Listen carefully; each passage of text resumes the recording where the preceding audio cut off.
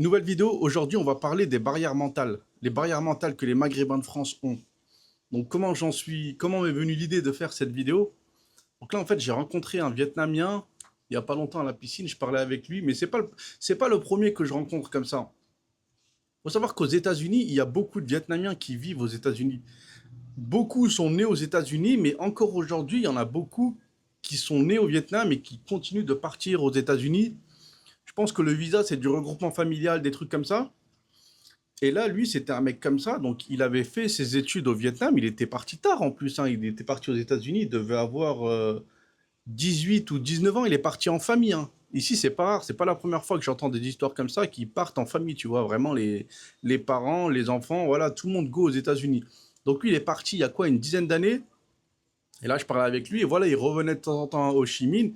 Et le mec, vous savez quoi? Il bosse chez Tesla. Il m'a dit, ouais, je bosse chez Tesla, Texas, machin. Je sais même plus c'est quel état, si je crois que c'était le Texas. Et voilà. Alors que, je précise aussi, il ne vient pas d'une famille riche, hein. C'est pas un bourgeois vietnamien qui est parti, cuillère en or dans le cul, machin, et il va vivre aux États-Unis, hein. C'est le mec vraiment lambda, classe moyenne. Je pense pas non plus que ce soit la classe prolétaire, mais voilà, la classe moyenne vietnamienne. Il va aux États-Unis, il fait ses études et il va bosser chez Tesla. Et comme je vous disais, c'est pas la première fois que j'entends des histoires comme ça. Et bizarrement, après, je me suis fait la réflexion concernant nous, les Maghrébins de France. J'ai jamais entendu d'histoire comme ça, tu vois. Qu'il y a une famille de Maghrébins de France. Voilà, on va aux États-Unis et quelques années après, bah, les enfants, ils bossent chez Tesla, chez Google, chez Amazon. Bref, l'American Dream, tu vois.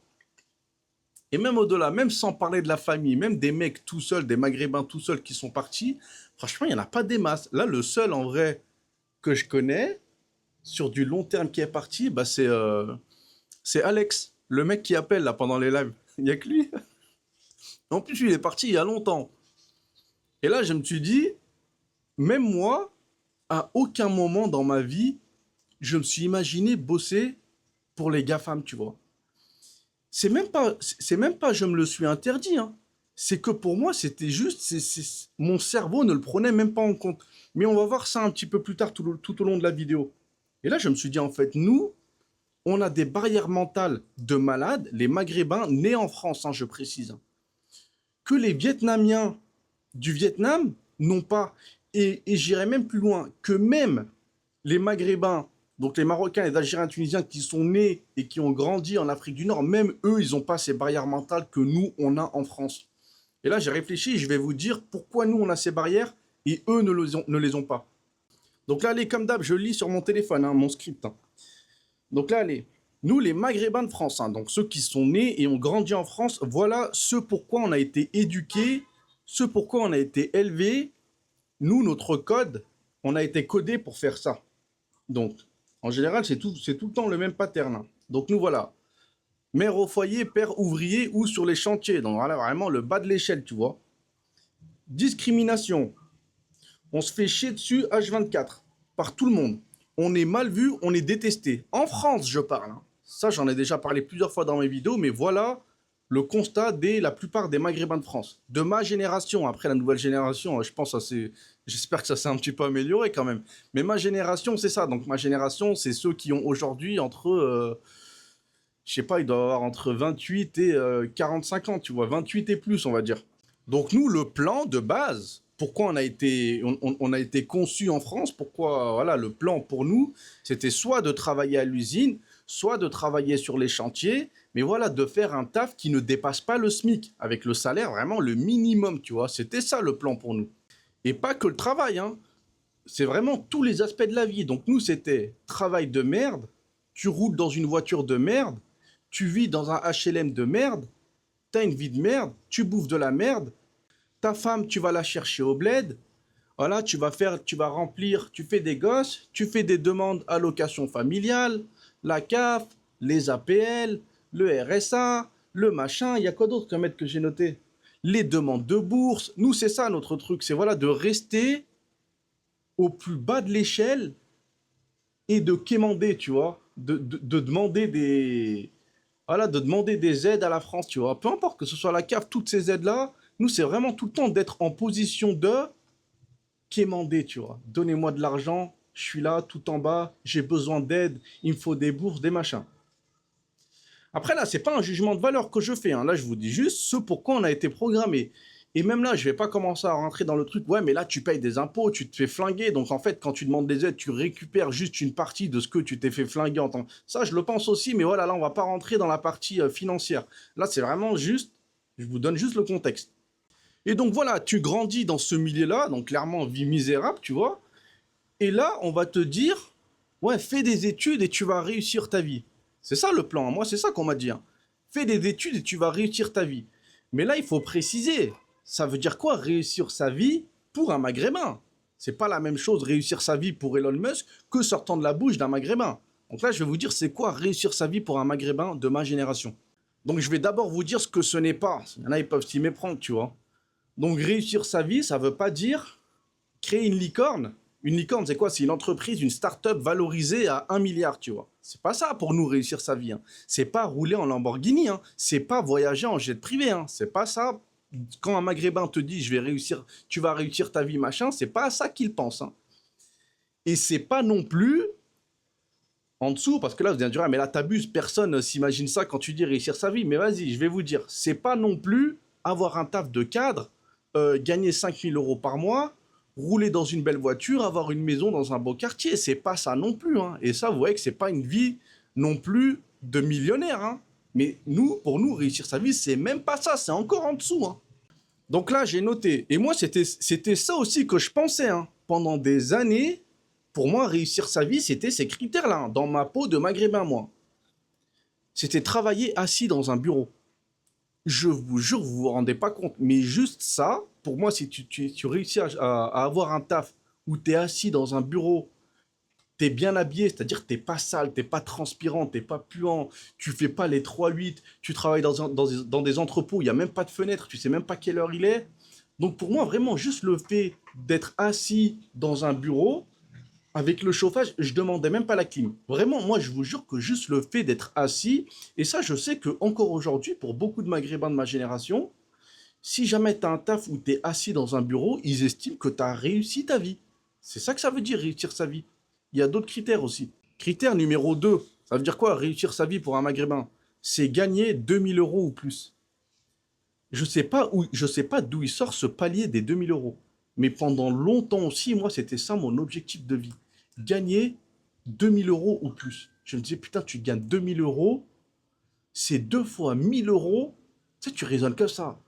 Et en fait, vu que tu as l'habitude autour de toi, machin, c'est que des trucs pas chers, tu sais, c'est que des voitures poubelles à 1000 euros. Mais toi, tu raisonnes, tu te dis, putain, en fait, c'est 2 voitures par mois, tu vois, c'est 2 poubelles par mois. C'est des vacances, tu sais, les vacances, c'est des vacances pas chères, tu vois. Tu dis, putain, en fait, je peux partir en vacances, je me mets bien. Mais en fait, le référentiel, il est tellement bas que pour toi, 2000 euros par mois, c'est énorme. Donc, il y a ça, déjà, il y a ce palier des 2000 euros. Donc, pour l'instant, on a vu un taf assis et gagner 2000 euros au plus. Et il y a un autre truc. Ne pas vivre dans un HLM, c'est réussir sa vie. Pour un maghrébin, c'est ça. Pour moi, en tout cas, c'était ça.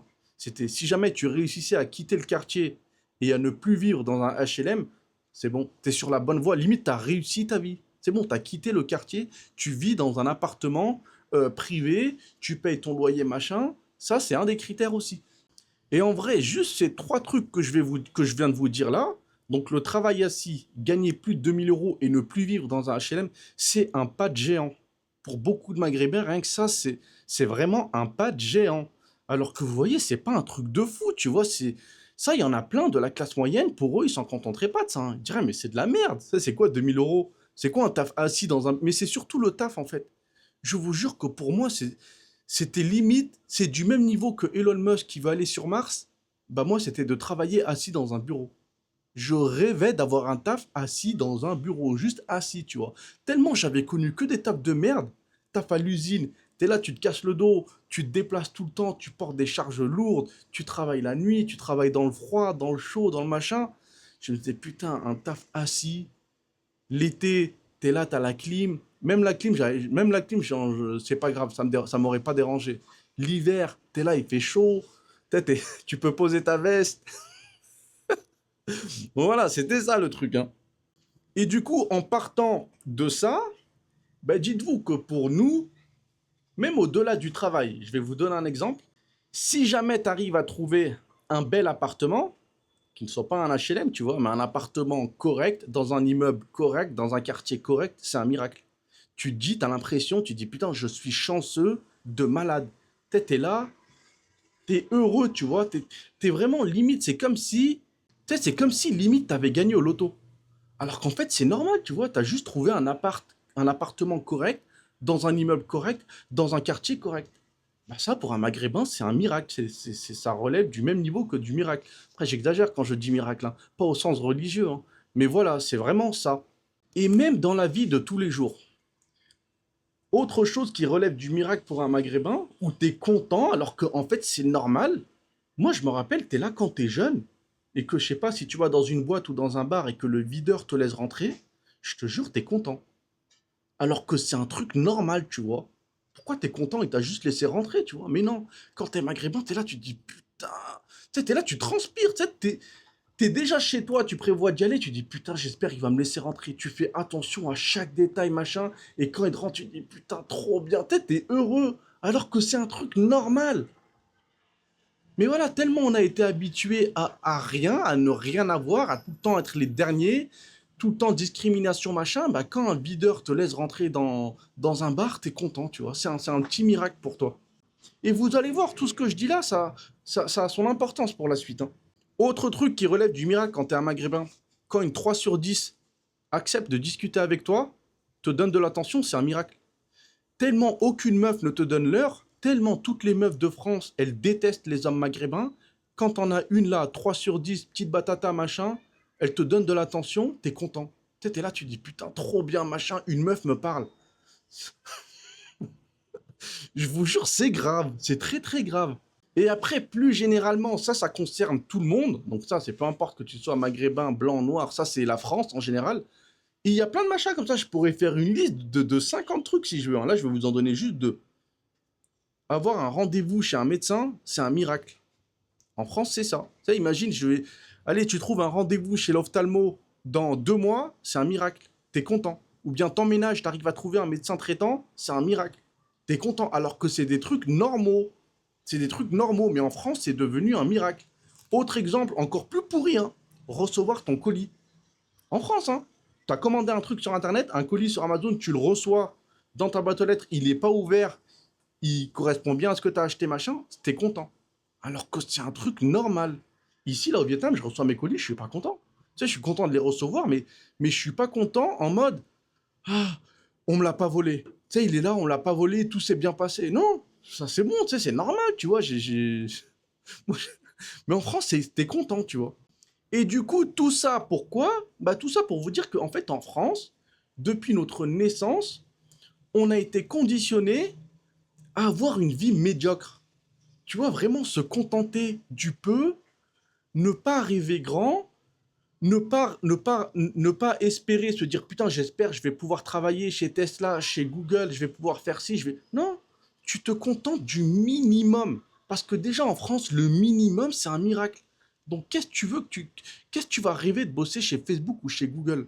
C'est vraiment France, pour le résumer, en un mot, je dirais médiocre. C'est la médiocrité, c'est vraiment, c'est même nivellement par le bas, tu vois, c'est le minimum syndical ce pays.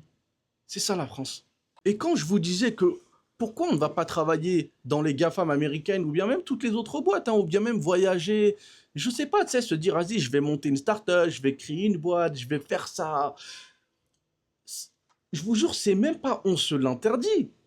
C'est notre cerveau, il y a dû y avoir des mécanismes, neurones, machin, tu sais, des portes qui se sont bloquées, tellement on s'est fait matrixer depuis notre plus jeune âge à être médiocre comme ça, à se contenter du minimum, à penser que c'est normal d'avoir le minimum, ben notre cerveau n'y pense même pas. C'est même pas on se l'interdit en mode ouais mais non en fait c'est, tu sais, tu y penses et tu dis ouais non ça c'est trop loin, c'est t'y penses même pas, ça te vient même pas en tête. Et maintenant on va faire le comparatif avec les pays du bled. Donc les pays du bled, ça peut être bled Afrique en général, ou même le Vietnam, hein. Vietnam, tu peux considérer que c'est le bled un petit peu, hein. Eux, voilà, pays en voie de développement, tout ce que tu veux. D'ailleurs, le Vietnam, ils vont dépasser la France un jour ou l'autre, c'est sûr et certain. Je pense dans moins de 10 ans, ils dépassent la France. Mais voilà, là, aujourd'hui, c'est encore, voilà, salaire 300 balles, machin. En Afrique, pareil, tu vois, salaire bas. Donc, que ce soit les Africains, les Nord-Africains, les Vietnamiens, c'est tous les pays comme ça, encore en voie de développement, on va dire, eux, leur rêve, c'est déjà de quitter leur pays. J'ai remarqué, c'est ça. Eux, le rêve, c'est de quitter leur pays. Et en fait, et là, venez pas me dire en commentaire, ouais, il n'y a pas tout le monde, il y en a. Oui, voilà. Moi, je te parle de la majorité. Donc, je sais très bien, il y en a, ils sont très bien, ils veulent y rester. Et tant mieux pour eux, chacun fait ce qu'il veut. Moi, je vous dis, la majorité des gens, je pense, c'est ça. C'est de quitter leur bled et tout, ce qui est normal, hein. Mais moi, je me dis, je serais au bled. Franchement, je voudrais me barrer, hein. Mais eux, ils n'ont pas les barrières mentales que nous, on a.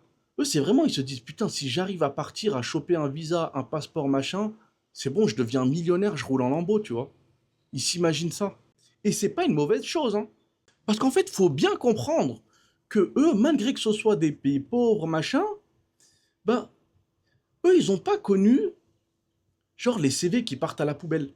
Tu vois, tu es là, ton CV, il part à la poubelle. Tu fais une demande de logement, ta demande part à la poubelle. Tu parles à une meuf, elle te donne même pas l'heure.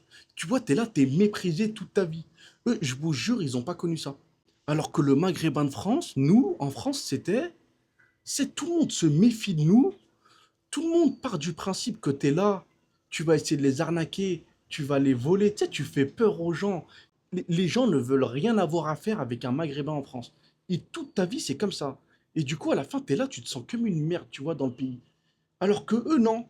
Eux, tellement, déjà, il n'y avait rien dans le pays. Bon, il n'y a pas rien, là, attention, je suis pas en train de mépriser les pays d'Afrique ou même le Vietnam, hein. Mais je vous dis, voilà, eux, vu que c'est ils ont pas ça. Je pense pas qu'au bled, ils subissent de la discrimination. Pas autant que, pas comme nous, pas comme un Maghrébin de France va subir au Maghreb, ou il y a même un Vietnamien ici. Ça, c'est des pays homogènes, tu vois. Il n'y a pas de discrimination. Voilà, les salaires, ils sont bas, tout le monde le sait. Les logements, ils sont chers, tout le monde le sait. C'est pas comme nous, on nous fait croire que, voilà, les mêmes chances que tous les autres, machin. Et en fait, non, il y a la différence entre ce qu'on te dit et la vraie vie, elle est immense. Alors que eux, non, il y a pas de différence. Eux, c'est la même chose, tu vois. Personne leur dit, ouais, t'inquiète, tu vas trouver du travail, tu vas gagner 5 000 balles. Des trucs comme ça. C'est non, il n'y a même pas. Eux, l'objectif, c'est juste quitter le pays. Et une fois que j'ai quitté le pays, c'est bon, toutes les portes s'ouvrent, tu vois. Pour résumer, je dirais que eux, leur cerveau, il n'est pas pollué comme nous, notre cerveau, il a été pollué pendant toute notre vie. Eux, ils n'ont pas les barrières mentales que nous, on a. Il y en a plein, des Maghrébins, je les vois en France, des barrières mentales, elles sont solides, hein. Je vous jure, adamantium, tu sais, le truc, tu peux pas scier le barreau. Depuis sa naissance, on lui a mis toutes ces barreaux-là, toutes ces barres, une par une, dans son cerveau, et voilà. Le mec, il est persuadé que c'est une merde, qu'il ne mérite pas de bosser chez Google, qu'il ne mérite pas d'avoir un salaire à 10 000 euros, qu'il ne mérite pas de rouler en Lamborghini, qu'il ne mérite pas d'avoir une belle maison, qu'ils ne méritent pas d'être heureux, tu vois, tout simplement. Alors que pour les mecs qui viennent des pays en voie de développement, eux, la seule barrière, c'est le visa. C'est juste, donne-moi un putain de visa, donne-moi un passeport, donne-moi la nationalité d'un pays occidental ou d'un pays riche, tu vois, ce que tu veux. C'est juste ça leur barrière. Ils n'ont pas toutes les barrières mentales que nous, on a. Nous, c'est abusé. Je vous jure, mais ça, il n'y a que les Maghrébins, encore une fois, qui vont comprendre ce que je dis. Mais depuis tout petit, tout a été fait pour nous faire sentir comme des merdes en France. Si on a droit à rien. T'imagines que même un taf, même bosser chez Carrefour, tu vois, Carrefour, tu te dis, bon, c'est impossible. Donc, qu'est-ce que tu vas penser à vouloir bosser chez Google ou chez Tesla? Même un taf de merde dans un bureau assis, je dis Carrefour, encore Carrefour, c'est une grande boîte, hein. Mais même une petite PME de merde, tu sais, une petite boîte familiale, ce que tu veux, même ça, on n'y a pas droit. Donc, qu'est-ce que tu veux qu'on rêve à bosser chez Google? Donc, allez, on passe à la conclusion de la vidéo. Donc tout ça pour vous dire que, franchement, il m'a fait réfléchir ce Vietnamien en vérité, hein. Je m'en étais pas rendu compte avant. Mais le problème, c'est pas vous en vérité, c'est la France. Vous êtes juste dans le mauvais pays. Parce que même moi, je pensais ça, hein. T'imagines quand t'es là, t'es en France, tu galères pour tout, trouver du travail, trouver une meuf, trouver un logement, machin. Au bout d'un moment, tu crois que le problème, c'est toi. Tu sais, t'es là, tu vois les Blancs, ils y arrivent. Même les Noirs, ils y arrivent. Les Asiatiques, ils y arrivent en France. Tu dis, putain, mais en fait, c'est moi le problème, je suis con. Tu sais, c'est là, il y a un truc qui cloche. Et tu dis, et t'as l'impression que dans le monde entier, c'est pareil. Tu sais, t'as connu que la France. Du coup, t'es là, tu dis, putain, mais en fait, déjà en France, je galère à trouver un taf de merde. Qu'est-ce que tu veux que je rêve de bosser à la Silicon Valley, tu vois? Et en fait, après, quand tu quittes la France, tu commences à voyager. Moi, le premier pays que j'avais fait, c'était l'Australie. Australie, tu trouves du taf facilement. T'es débrouillard, tu trouves du taf. T'as payé 1000 $ la semaine, un taf de merde. Tu fais la plonge dans un resto, je faisais la plonge, j'étais payé 1000 $ la semaine. Qu'est-ce que tu veux que je... En France, même un taf de merde, tu n'as pas droit. En France, même McDo, je trouvais pas. Même McDo, tu trouves pas. Les logements au Vietnam. Même là, tu sais, quand t'es là, t'as la Gamberge de France. Tu te dis, putain, un logement, il va me falloir des fiches de salaire, il va me falloir un garant, il va me falloir mon dernier avis d'imposition. Tu sais, tu t'imagines ça, tu vois. En France, j'ai jamais eu de logement de ma vie. Tout le temps, tout le temps là, soit les logements du Crous, soit des plans bizarres, soit squattés, tu vois, que des plans galères. Et là, tu arrives au Vietnam, regarde, tu trouves un bête d'appart avec le piscine, la salle de sport. Le seul truc qu'on te demande, c'est ton passeport. Tu donnes ton passeport, tu payes les 2 mois de caution et c'est bon, tu as le logement. Thaïlande, c'était pareil. Japon aussi, tu trouvais facilement. Australie aussi, tu trouvais facilement. Autre exemple aussi, en Suisse. En Suisse, tu es là, je m'en rappelle, tu bosses. On te demande tes prétentions salariales, tu lâches des 100K, sans trembler. Ouais, je veux 100 000 annuels. T'imagines, en France, t'es là, à mon époque, hein, dès que tu dépassais les 30 000, t'avais l'impression d'être un privilégié. Moi, je me rappelle, mon premier salaire, c'était 28 000, et j'étais content. Hein. 28 000, t'es là, t'es tout le temps, t'as vraiment été conditionné pour être médiocre, tu vois, tout le temps le minimum. On te forme à toujours être content d'avoir le minimum en France. Autre exemple aussi, bah les femmes. En France, la 3 sur 10 dégueulasse, elle te donne pas l'heure. Elle te regarde même pas. Donc toi, quand tu es là, tu vas à l'étranger, tu as l'impression que c'est pareil. Et en fait, non. Tu es à l'étranger, que ce soit même australien. Australie, Japon, Vietnam, machin. Il y en a, ils vont dire, ah, c'est juste pour ton argent, machin. Non, là, je vous ai donné le cas de l'Australie, du Japon, c'est pas des pays pauvres. Et ben, même ces pays-là, tu as des 8 sur 10, elles parlent avec toi, normal. Elles sont contentes de parler avec toi. T'es pas préparé à ça quand tu viens de France. Tu sais, vu qu'on t'a habitué à tout le temps être content d'avoir le minimum. Donc là, moi, si j'avais 20 ans et si j'avais un conseil à donner aux jeunes de 20 ans là, qui regarderaient cette vidéo, ne perdez pas votre temps en France. Vraiment, la France, faut vraiment le voir, t'es juste de passage là-bas. T'es juste là, tu nais en France, tu fais tes études, tu te prends un petit peu d'expérience, 1 an, 2 ans, et tu te casses. Ne perdez pas vos années les plus précieuses, vos biens les plus précieux, par biens les plus précieux, j'entends, ne perdez pas votre énergie, ne perdez pas votre temps, ne perdez pas votre argent en France, et surtout, surtout, ce que vous allez perdre de encore plus important, c'est votre estime de soi. Parce que quand tu es là, tu restes en France pendant des années, tu galères pour tout, tout le temps, je te jure que si personne ne t'a dit que le problème, c'est pas toi, mais c'est que voilà, la France déteste les hommes maghrébins, je te jure, ton estime de soi, elle baisse en flèche. T'as l'impression que le problème, c'est toi. Tu te dis, c'est moi, je suis une merde. C'est pas normal. Pourquoi j'y arrive pas, machin? Non, c'est pas toi le problème, je vous jure, c'est le pays. Donc, n'essayez même pas en France. N'essayez même pas de trouver un bon travail. N'essayez même pas de trouver un appartement. N'essayez même pas avec les femmes. Essayez rien, juste formez-vous, prenez de l'expérience et barrez-vous. Parce que le truc, c'est que tout ce que je vous ai dit là, que ce soit le travail, le logement, les femmes, les loisirs, la bouffe, tout. Non, la bouffe, en vrai, la France, ils sont trop loin. Mais voilà, tous les trucs comme ça, ailleurs qu'en France, peu importe le pays, ça sera moins cher, ça va te demander moins de temps, ça va te demander moins d'énergie et ça sera de meilleure qualité. Je vous donne l'exemple du logement. Regarde, là, le logement, je paye 450. Ça m'a pris moins de temps à le trouver, ça m'a demandé moins d'énergie et j'ai un logement de meilleure qualité. Le travail, pareil, tu vas en Suisse, tu vas moins galérer, tu vas avoir un travail avec un salaire beaucoup plus élevé qu'en France, un cadre beaucoup mieux qu'en France, et ça va te demander moins d'énergie de le trouver, tu vois. Bon, par contre, tu vas bosser plus, tu vois. Mais ça, c'est encore autre chose. Les femmes, pareil. En France, tu es là, tu vas te contenter d'une 3 sur 10 de 35 piges, tu vois. En Asie, tu peux avoir une 8 sur 10 de 21 ans ou 23 ans. Là, ils vont me traiter de je sais pas quoi, tu vois. Mais là, je vous dis juste comment ça marche. Et là, si vous suivez mes conseils, un petit jeune qui suit... Parce qu'en vrai, moi, l'estime de moi, je l'avais perdue, je pense, à la fin des études. Quand tu termines tes études, parce qu'au début, tu t'en rends pas forcément compte. Mais vraiment, dès que tu vas commencer à chercher du travail, machin, pouah, les gars, je vous jure, je me sentais comme une merde. Mais vraiment, j'étais là, je me disais, putain, je suis une merde. Je suis un SDF. C'est pas normal. Pourquoi j'ai pas d'argent? Pourquoi je suis tout le temps en mode galérien? Pourquoi je suis là encore en train de dormir sur un lit superposé chez mes parents, tu vois?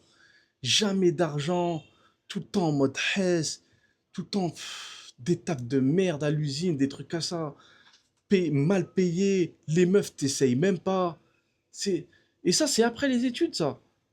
Donc, ne perdez pas votre temps là-dessus, gardez votre estime de vous, et là, au moins, une fois que vous aurez compris que, voilà, vraiment, le problème, c'est que vous êtes des Maghrébins, que tout le monde vous déteste, que ce pays n'est pas fait pour vous, là, vous n'allez pas avoir les barrières mentales comme moi, j'ai pu avoir. Moi, je suis en train de les enlever, ça prend du temps, hein. Je vous jure, elles sont tenaces, hein. Là, je suis en train de les faire sauter toutes une par une. Je sens qu'il m'en reste encore quelques-unes, là, dans mon cerveau, tu vois. J'ai passé trop de temps en France. J'ai été contaminé, tu vois. C'est vraiment comme la gangrène, tu vois, ça se propage comme ça. Bah moi, quand tu restes trop longtemps, t'es là, plus tu restes longtemps, plus ça va être compliqué d'enlever ces barrières que la France t'a mis dans la tête. Donc là, un petit jeune qui fait ses études, il regarde mes vidéos, il fait ses études, il se forme, il se barre. Pour lui, bosser chez Google, rouler en Lamborghini, être millionnaire, ça sera normal. Il va dire, bah attends, c'est normal, j'ai bossé, j'ai fait des études. Ouais, bah je sais m'exprimer, c'est normal que je m'habille bien. Donc c'est normal que j'arrive à choper une meuf 8 sur 10. Bah attends, j'ai fait des études, c'est normal que je gagne 10 000 euros par mois. C'est tout normal, tu vois. Ouais, bah j'ai de l'argent, c'est normal que je trouve un appartement. Mais toi, quand... Putain, je te jure, quelle vie de merde quand même en France on a eu. Donc voilà, fin de cette vidéo. N'oubliez pas le groupe Discord pour ceux qui veulent s'expatrier. Et donc là, c'était vraiment une vidéo d'espoir pour les jeunes. Quitter la France et les moins jeunes aussi, hein. Prochaine vidéo, je vais refaire. J'avais déjà fait une vidéo comme ça, mais là, vraiment, parce que je sais que mon audience, la plupart, c'est plus de 35 ans. Donc là, je vais refaire une vidéo pour vous, là, les gars. Je vais vous dire vraiment des trucs concrets qui fonctionnent dans le monde réel pour pouvoir quitter la France et vous en sortir. Donc voilà, fin de cette vidéo. Je vous mets le groupe Discord. N'oubliez pas de liker, de commenter, de partager. Faites ce que vous voulez, mais voilà, juste liker. Je pense que c'est ça le plus important. Mettez un pouce et à bientôt pour la prochaine vidéo.